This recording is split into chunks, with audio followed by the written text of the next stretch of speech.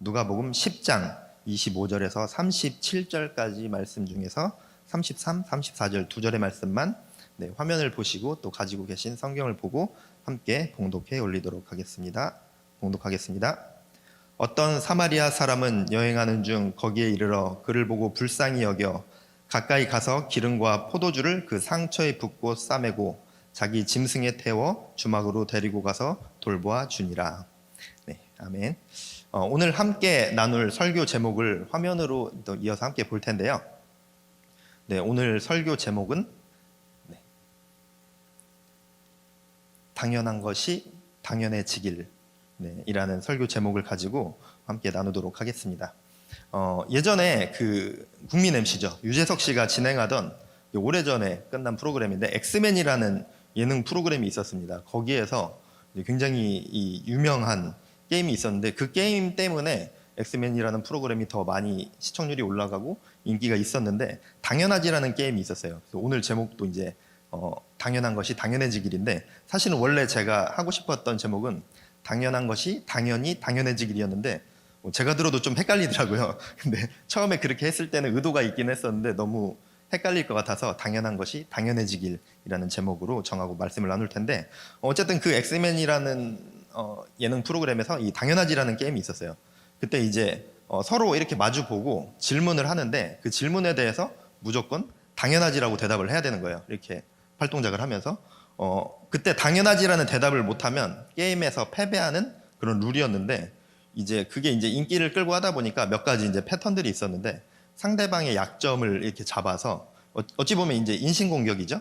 근데 이제 예를 들어서 이제 강호동에게는 어떤 뚱뚱하다라는 이미지가 가지고 있으니까 뭐 이렇게 하는 거죠. 이제 후배가 이제 강호동에게 너 아까 쉬는 시간에 대기실 가서 사료 먹고 왔지? 이러면은 강호동은 그걸 이제 굉장히 기분 나쁠 수도 있죠, 사실. 근데 뭐 예능 프로그램이니까 실제로 기분이 뭐 엄청 나쁘진 않았겠지만 이제 인정하고 싶지 않지만 게임에서 지기는 싫으니까 당연하지 뭐 이런 식으로 하기도 하고 어떨 때는 그냥 뭐 개의치 않고 당연하지 뭐 이렇게 하기도 하고 이제 뭐 그런 게임들이었는데 아니면은 때로는 이제 남녀 연예인들이 어떤 로맨스처럼 뭐 이렇게 너 나랑 뭐 데이트하고 싶지 그러면 이제 뭐 당연하지 뭐 하거나 아니면 뭐 이렇게 게임을 포기하거나 이제 그런 거에서 이제 웃음을 주는 그런 게임이었었는데요.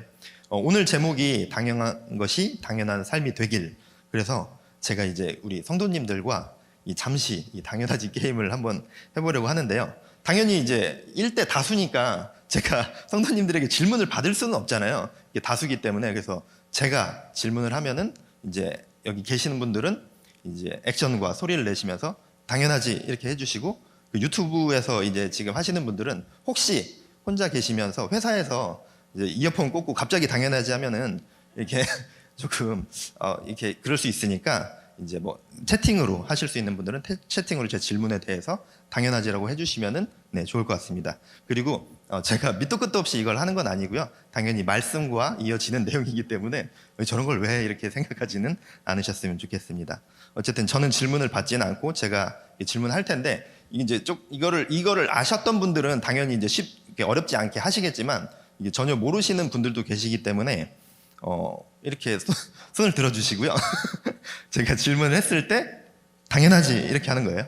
당연하지. 근데 어렵진 않습니다. 제가 질문을 뭐 이렇게 딱 하면 당연하지 이렇게 하는 건데 제가 본 질문을 5가지를 준비를 했는데 그 질문을 하기 전에 그래도 이 타이밍이 좀 잘 맞고 이 의도와 맞게 뭔가 메시지가 들어가야 되니까 연습을 조금 2가지를 한번 해보도록 하겠습니다. 돈 드는 거 아니니까 한번 해주시고 돈이 들더라도 제가 지불할 테니까 들어서 해주시면 되겠습니다. 이게 뭐 한 건당 500원이면 제가 뭐 계좌이체를 해드리도록 하겠습니다. 네, 죄송합니다. 네, 2가지 이제 연습 질문이에요. 연습 질문. 자 이렇게 손을 들어주시고 제가 질문하면 근데 이거를 무조건 당연하지를 하라는 게 아니라 진심으로 자신의 마음에 우러나오는 대로 하는 겁니다. 아까 예를 들었던 것처럼 인정하기 싫을 때는 막 당연하지 이러기도 했거든요. 자, 첫 번째 질문. 청구동 목사님은 잘생겼다. 네, 대부분은 유미 지사님, 아니요, 그냥 한번 불러봤습니다. 네, 그러니까 안 하신 거 아니죠? 네. 청구동 목사님 참고해 주시고요. 네.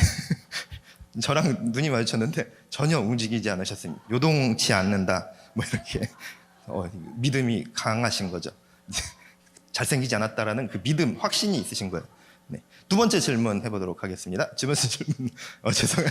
이러다가 집사님한테 맞는 거 아니죠? 네. 두 번째 질문. 김문겸 목사님은 슈트 핏, 이게 발음이 오해할 수도 있는데 이 슈트 핏입니다.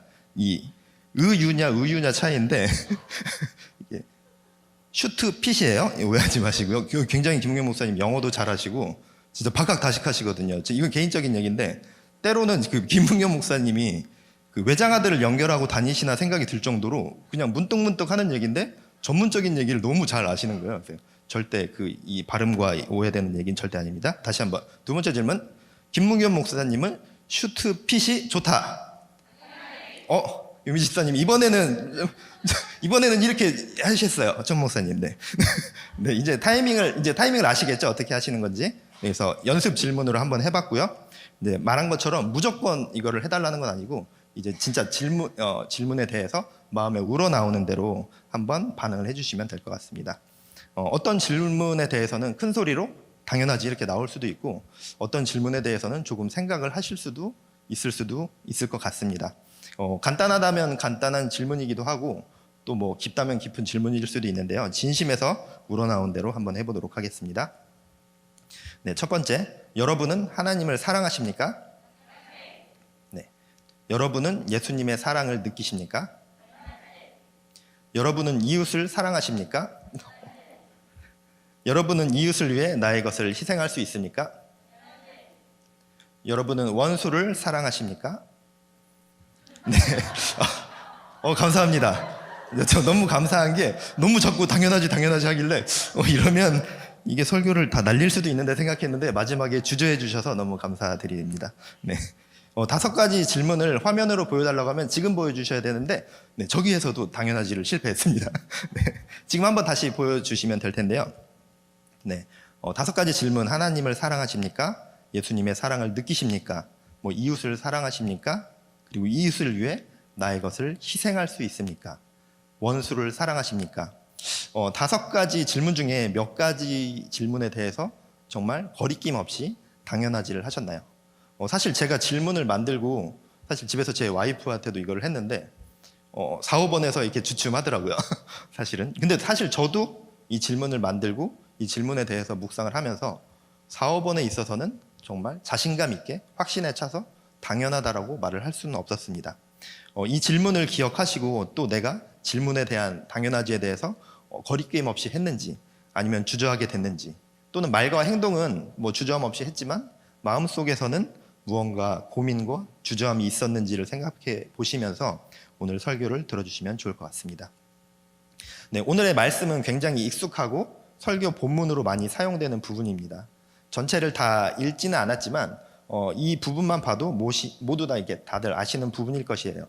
그리고 어떤 율법 교사가 이제 예수님에게 질문을 하고 그에 대한 대답을 예수님께서는 비유를 통해서 대답을 하시는 장면입니다. 이 비유 속에서는 강도당한 자, 그리고 제사장, 레위인, 사마리아인이 등장을 합니다. 너무나도 유명한 비유죠. 이 비유를 흔히 우리가 뭐라고 부르죠? 네, 선한 사마리아인의 비유라고 부르기도 합니다. 성경의 본래의 기록은 아니지만 이 비유를 흔히 선한 사마리아인의 비유라고 말을 하고 있고 다들 그렇게 알고 있습니다. 이 성경책을 만드는 회사들도 굉장히 다양하게 많이 있죠. 네, 회사마다 이렇게 약간씩 다른데 거의 대부분의 성경을 만드는 회사에서 이 부분에 대한 소제목을 선한 사마리아인의 비유 또는 착한 사마리아인의 비유라고 적고 있습니다. 그리고 또 설교나 사람들의 입에서도 이 비유에 등장하는 사마리아인을 그냥 사마리아인이 아니라 선한 사마리아인, 항상 그 앞에 선한을 넣어서 선한 사마리아인으로 꾸며주는 수식어로 사용하고 있습니다. 오늘 설교 제목이 당연한 것이 당연해지길인데 이제 부제가 하나 있습니다. 화면으로 보실 텐데요. 그림에서처럼 어떤 사마리아인이라는 제목으로 부제를 정해봤습니다. 네, 그림도 이 인터넷에서 퍼온 건 아니고요. 이 설교를 위해서 그린 건데 잘 그렸나요? 네, 제가 그린 게 아니라서요. 네, 제가 친한 청년에게 부탁을 해서 그림을 그렸는데 굉장히 현대적인 사마리아인이죠.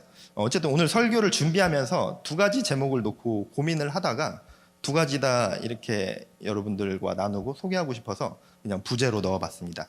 당연한 것이 당연해지길, 그리고 부제로서는 어떤 사마리아인. 오늘 2가지 제목이 오늘 설교의 핵심 포인트가 되는 중요한 워딩이 되기 때문에 제목과 부제목으로 삼아서 두 가지 다 소개를 해드렸고요. 오늘 본문 많이 들어서 잘 아시는 본문이지만 함께 살펴보면서 나누도록 하겠습니다. 25절 말씀 먼저 화면을 보면서 제가 봉독해 드리도록 하겠습니다. 25절. 어떤 율법 교사가 일어나 예수를 시험하여 이르되 선생님 내가 무엇을 하여야 영생을 얻으리이까. 25절에서 율법 교사가 악의적인 마음으로 예수님을 시험하는 질문을 합니다. 교활한 마음을 품고 예수님께 영생을 어떻게 얻을 것인가에 대한 굉장히 난해한 질문이라면 난해한 질문을 합니다. 그런 질문을 받은 예수님께서 이단적인 발언을 하기를 바라는 마음이었을 것입니다. 당시 유대인들 사이에서는 예수님께서 그 전통 유대인들이 굉장히 중요시 여기고 철저하게 지키는 율법을 예수님께서는 경시하고 잘 지키지 않는다라는 소문이 돌았기 때문이고, 그것을 빌미 삼아서 예수님께서 이 질문에 대한 답을 유대인들의 기준에서 이단적인 답을 한다고 하면은 그것을 시비 삼아서 끌어내리고 싶었을 것입니다. 하지만 예수님께서는 직접적인 답을 하지 않으셨죠. 26절 말씀을 화면으로 보면서 또 제가 읽어드리도록 하겠습니다. 26절. 예수께서 이르시되 율법이 무엇이라 기록되었으며 내가 어떻게 읽느냐. 예수님께서는 질문에 대한 답을 직접 주지 않으시고 반문하시면서 율법 교사에게 묻습니다. 예수님께서는 당연히 율법 교사의 의도가 두렵고 율법 교사의 말을 답을 할 수 없어서 그렇게 반문을 하신 건 절대 아니죠. 누가복음 18장 부자 관원의 이야기를 보면 오늘 율법 교사가 했던 질문과 거의 동일한 질문을 하는 것을 볼 수 있습니다. 누가복음 13장 25절 말씀 그리고 누가복음 18장 18절 말씀을 화면을 보면서 이번에는 다 함께 봉독해 보도록 하겠습니다. 25절 그리고 18절 이어서 함께 다 같이 봉독하도록 하겠습니다. 어떤 율법 교사가 일어나 예수를 시험하여 이르되 선생님 내가 무엇을 하여야 영생을 얻으리이까. 18절. 어떤 관리가 물어 이르되 선한 선생님이여 내가 무엇을 하여야 영생을 얻으리이까. 두 사람이 같은 질문을 했지만 예수님의 반응은 달랐습니다. 내가 무엇을 하여야 영생을 얻으리이까 라는 동일한 질문이었지만 예수님의 반응은 달랐죠. 율법 교사에게는 역으로 반문을 하시면서 질문을 하시고 그 후에 사마리아인의 비유를 통해 또다시 질문을 하시고 그 질문에 대한 답으로서 스스로 찾아가도록 하고 계셨습니다. 하지만 이 부자 관원에게는 질문을 듣고 바로 계명을 말씀하시면서 답을 주십니다.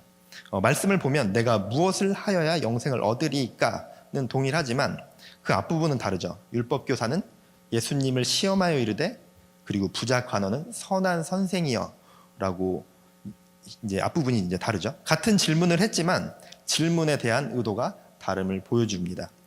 부자 관원에게는 직접적인 답을 주신 것은 부자 관원의 그 질문 자체만 보면 사실은 오류가 있기도 하고 그리고 또 최종적으로 예수님의 말씀을 듣고 물질로 인해 마음 어려워하면서 예수님의 말씀에 근신하면서 떠나갔죠.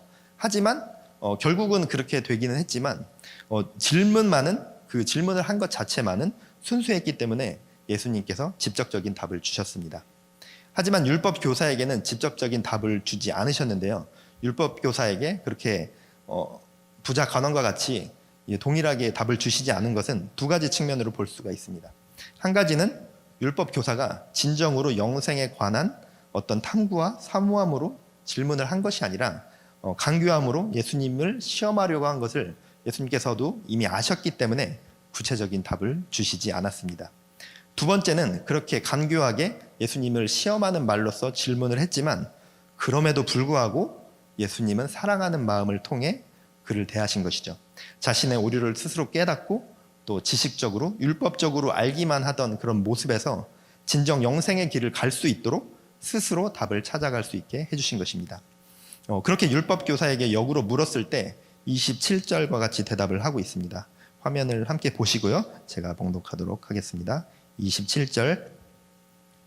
대답하여 이르되 내 마음을 다하며 목숨을 다하며 힘을 다하며 뜻을 다하여 주 너의 하나님을 사랑하고 또한 내 이웃을 내 자신과 같이 사랑하라 하였나이다. 아멘. 이제 성경의 말씀을 인용해서 대답을 하죠. 그런데 이제 율법 교사가 사용한 이웃이라는 단어는 플레시온이라는 단어가 사용되어져 있는데, 이 당시 유대인들이 이 플레시온이라는 단어를 굉장히 편협하고 차별성 있는 단어로서 사용을 하고 있었습니다. 플레시온 이웃은 그 같은 동족 유대인 집단들에게만 해당되는 이웃이라는 단어로서 한정되어 있었습니다. 플레시온을 사용해서 이웃이라는 것을 표현할 때는 같은 유대인들에게만 해당하는 단어였던 것이죠.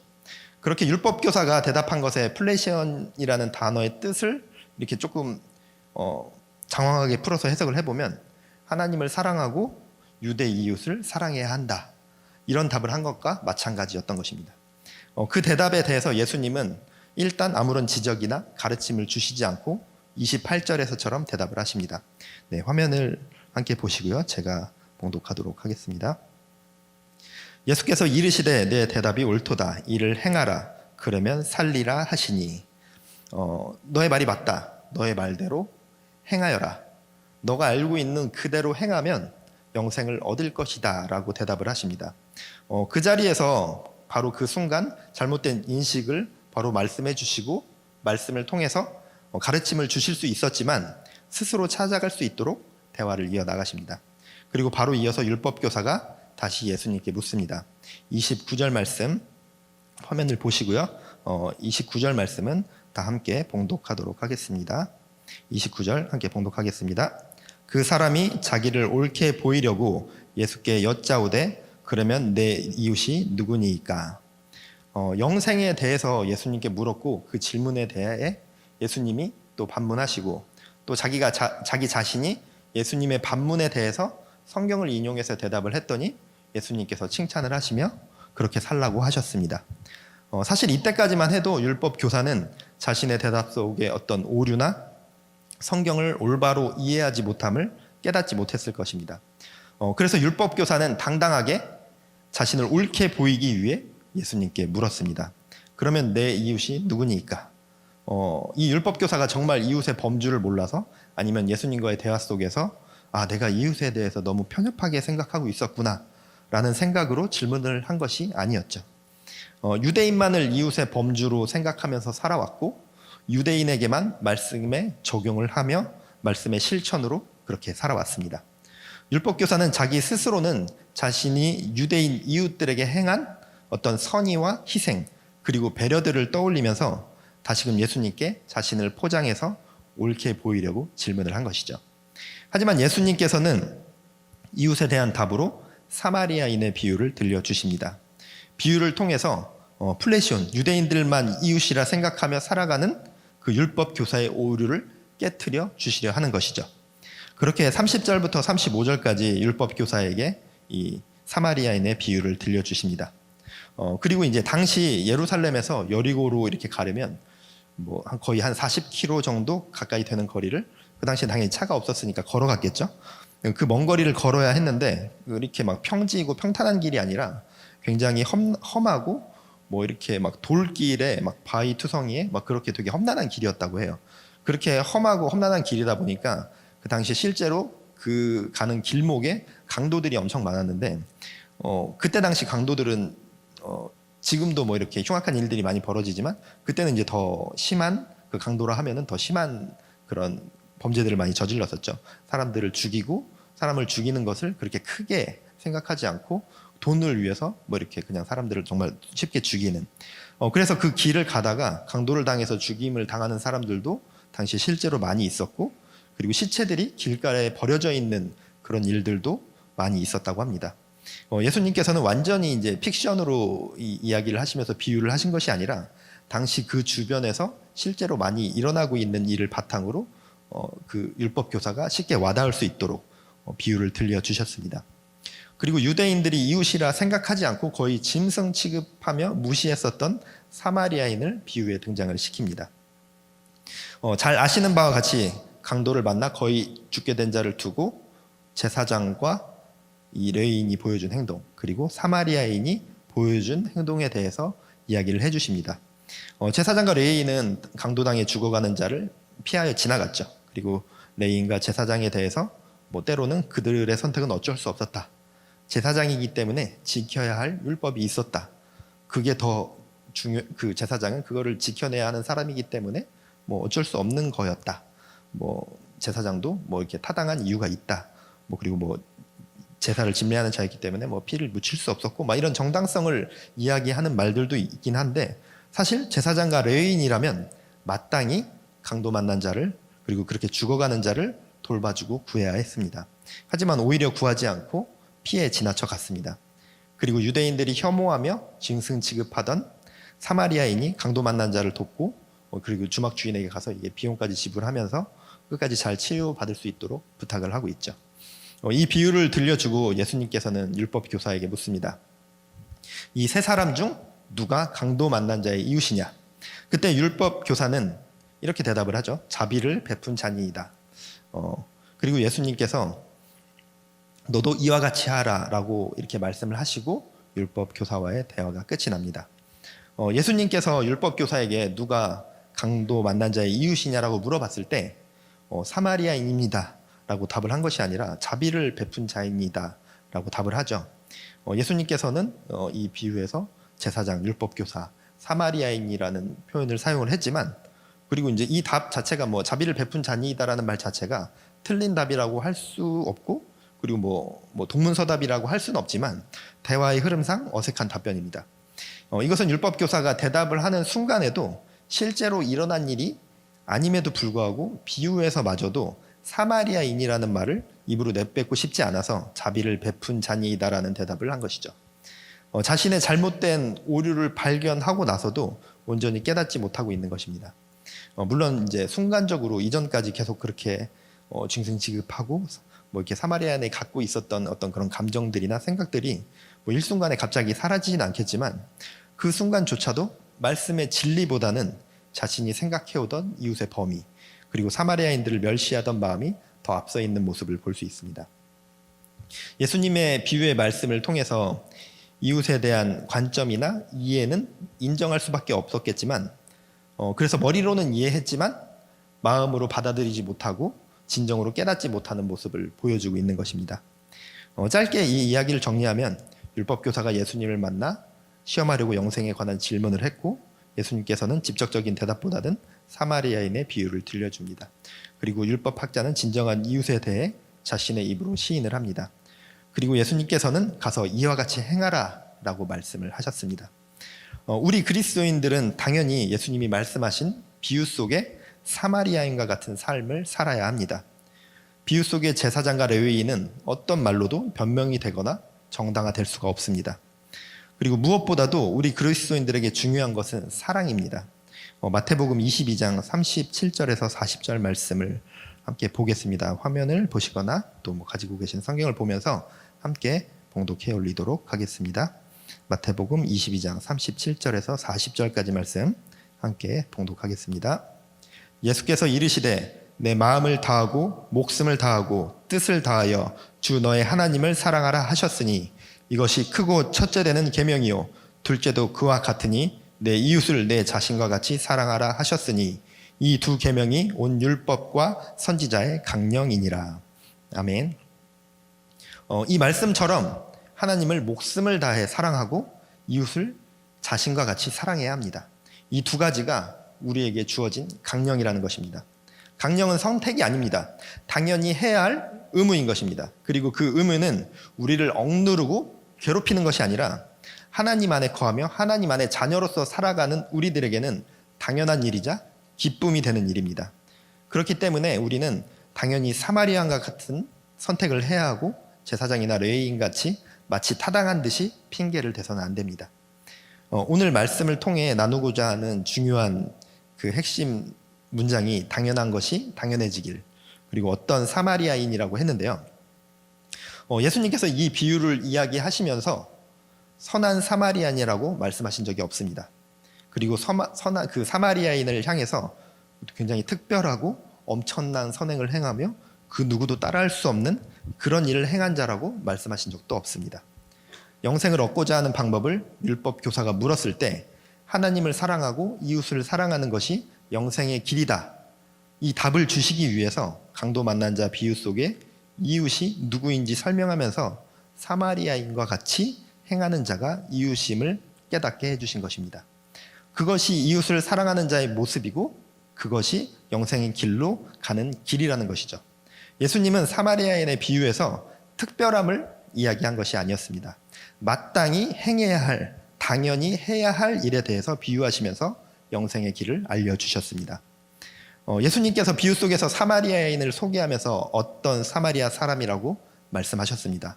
선한 사마리아 사람이 아니라 어떤 사마리아 사람이라고 말씀하셨습니다. 사마리아인의 행위가 특별한 누군가만 할 수 있는 일이라면 아마도 어떤 사마리아인이 아니라 다른 수식어가 붙었겠죠.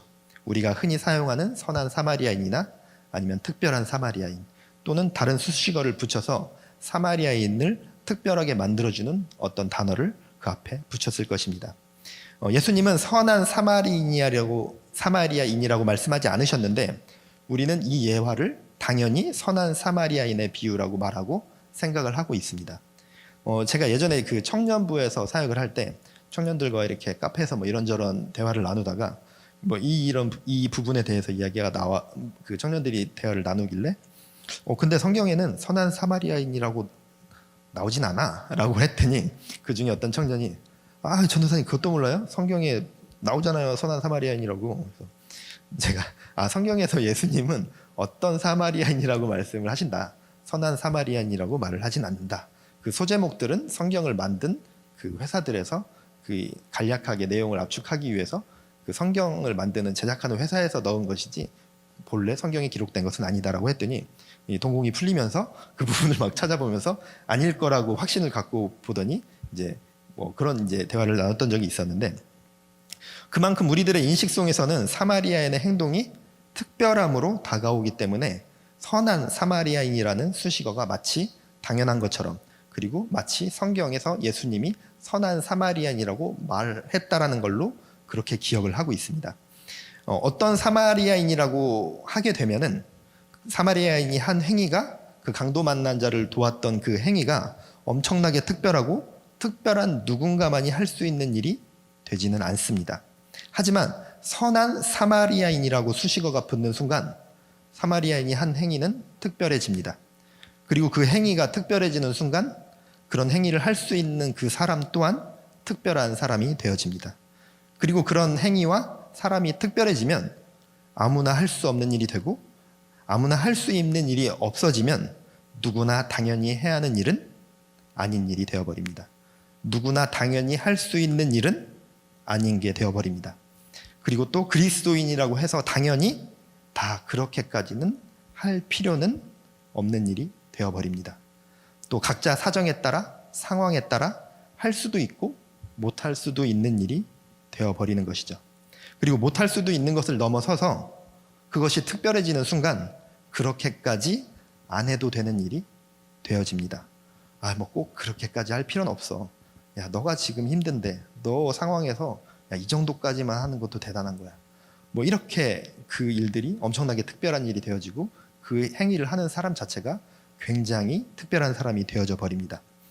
비유 속에 등장하는 사마리아인의 선행을 제가 폄하하거나 무시하거나 별거 아닌 일로 치부하는 것이 절대로 아닙니다.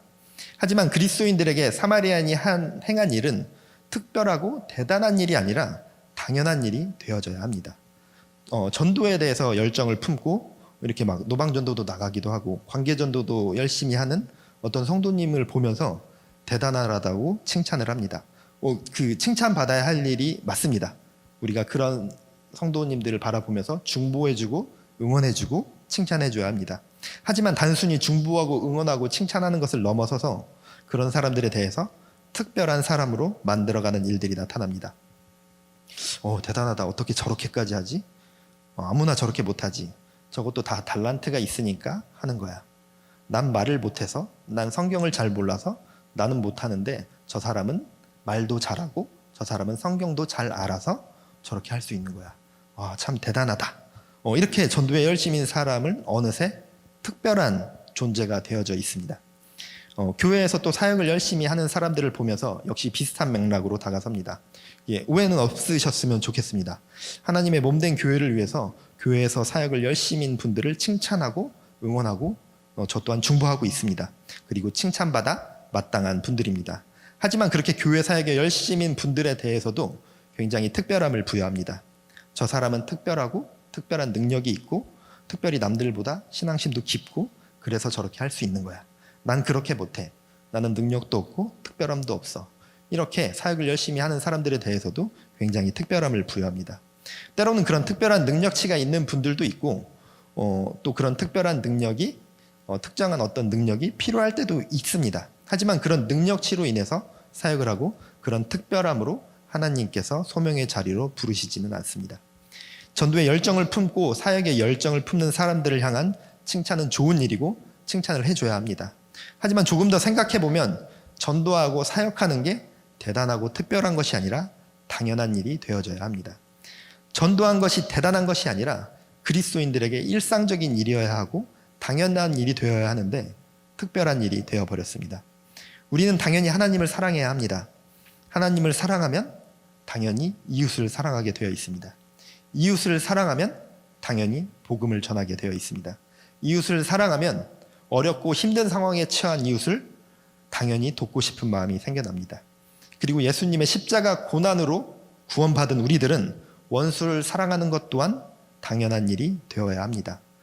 쉽지 않을 수 있지만 불가능하거나 특별한 누군가만이 할 수 있는 일이 절대 아닙니다. 우리가 특별해서 구원받은 것이 아닙니다. 우리가 특별해서 자녀 삼아 주신 것이 아닙니다. 그저 나이기에 하나님의 창조물인 그저 나이기에 여러분 한 사람 한 사람이기에 하나님께서 당연히 사랑해 주시는 것입니다. 그렇기 때문에 우리들도 당연히 원수까지도 사랑할 수 있는 능력과 마음을 이미 갖췄습니다. 오늘 본문 속에 등장하는 사마리아인이 여러분들의 마음속에 특별한 일을 행한 선한 사마리아인이 아니라 마땅히 당연한 일을 행한 어떤 사마리아인이 되길 바랍니다. 결론을 맺겠습니다. 설교 서두에서 했던 5가지 질문이 있는데요. 화면에 한번 띄워주시고요. 네, 한번 같이 읽어보도록 하겠습니다. 그 숫자는 이제 앞에 번호는 빼고 그냥 텍스트만 쭉 같이 한번 읽어보도록 하겠습니다. 시작. 여러분은 하나님을 사랑하십니까? 여러분은 예수님의 사랑을 느끼십니까? 여러분은 여러분의 이웃을 사랑하십니까? 여러분의 이웃을 위해 나의 것을 희생할 수 있습니까? 여러분은 원수를 사랑하십니까? 저에게도 마찬가지이고 여러분들에게도 마찬가지이고 이 5가지 질문이 여러분들의 삶에 당연함으로 다가서길 바랍니다. 당연한 것이 당연한 삶이 되는 그런 그리스도인의 삶이 되기를 소망합니다.